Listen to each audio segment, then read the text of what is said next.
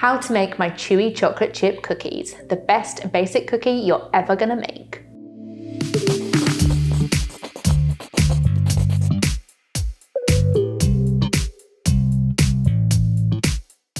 Welcome back to a very rainy day in the kitchen. So I'm just going to pre-warn, sorry if you can hear the weather, it's ridiculous, but that's also why I'm in the coziest mood possible to make one of my favorite cookie recipes, which is my chewy chocolate chip cookies.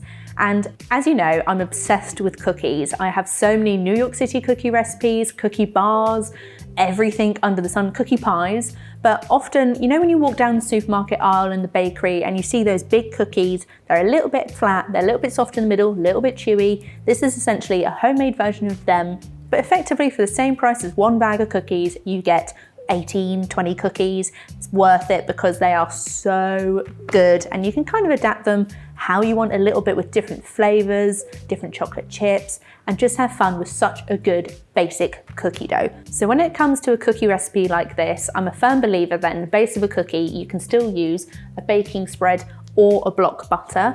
If it's a baking spread, I tend to use it straight out of the fridge when it's still cold because it will mix into the sugars much easier. But if you're using a block butter, make sure to have it at room temperature first. Otherwise, you're just going to end up with a buttery, lumpy mess, essentially, which nobody wants. But once you have your butter, you then have to add your sugars. And for most of my cookies, I'll tend to use a mix of light brown sugar and granulated sugar. So this is not caster sugar, which you use in most cakes. I like the slightly bigger granules because I think it mixes in for a cookie better. It makes them slightly less cakey. And I always do more light brown sugar to granulated sugar because I just love the natural caramel flavor you get from this. And it's my favorite sugar, I think, on the planet, which is a little bit of a weird sentence, but roll with me there. When you get to the cookie dough and you've mixed together your butter and sugars, you then have to add the egg. And normally in my cookie recipes, there's just one egg in the recipe, but this also has an extra egg yolk. It naturally makes the cookie dough a little bit wetter and softer, but that is how you get the wonderful chewy texture that you're after. Like, these cookies spread a bit more, but they're meant to, and it's worth it from the extra egg yolk. And of course, a little bit of vanilla because I love it. If you wanted to do a different flavor, you could add almond extract, lemon, orange, whatever you want to the same measurement works absolutely fine. But for me, the classic is always going to be a bit of vanilla extract like this. Then for your dry ingredients, you're going to have some crushed sea salt and some bicarb. Salt is optional when it comes to cookies and baking, but for me, I just love it because it cuts through the sweetness. And I tend to use chunks of sea salt rather than table salt. If you use table salt, you just want to use a pinch because it's so much stronger than using sea salt, or you can swap the butter to salted butter instead. And then of course you have plain flour.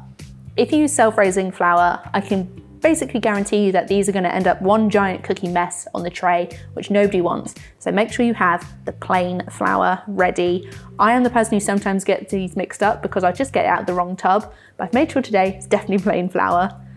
And then of course the most important bit, the chocolate chips.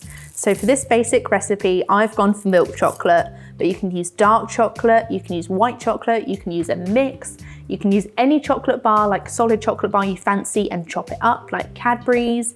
But for me, just the milk chocolate chips is absolutely perfect. And then mixing these all together makes the most luxurious cookie dough, and you're gonna get the best chewy chocolate chip cookies ever.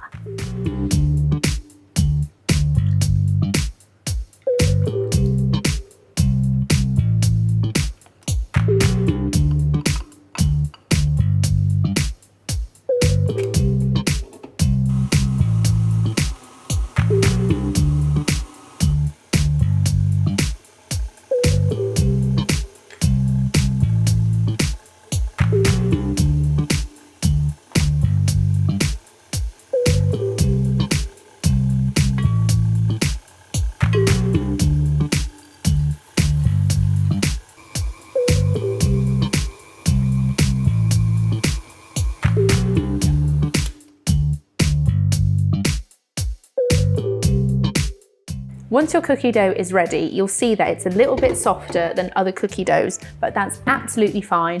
Don't expect to be able to weigh this one by your hands because it's going to be definitely a little bit too sticky, but that is what you want in this cookie dough.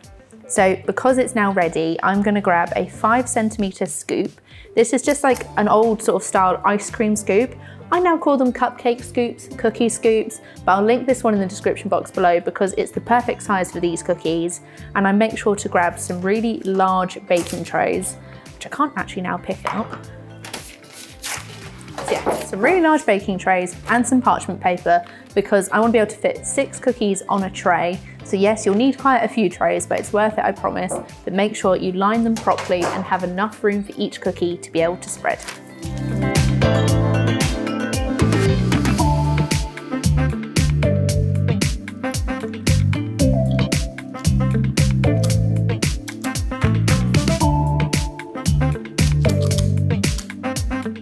So when all your cookies have been scooped onto their lined trays, make sure to bake into a preheated oven. It's a little bit of a different temperature to my other cookies, but trust the process, watch them spread, and you'll have the perfect cookies ever.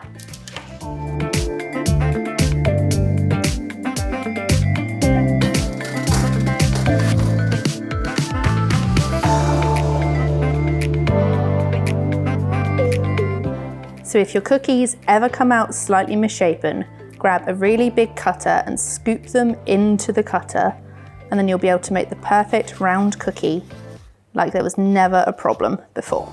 So once you have shaped your cookies, if you needed to, once they've come out of the oven, they'll be perfectly round and delicious, and you can see how chewy, lovely, chocolatey these cookies are. If you like me and you love salt, you can sprinkle an extra little bit of sea salt on top, but honestly, whether you leave them to cool on the tray for slightly harder cookies or on a wire rack for slightly softer, these are the best chewy chocolate cookies you're ever gonna make, I promise.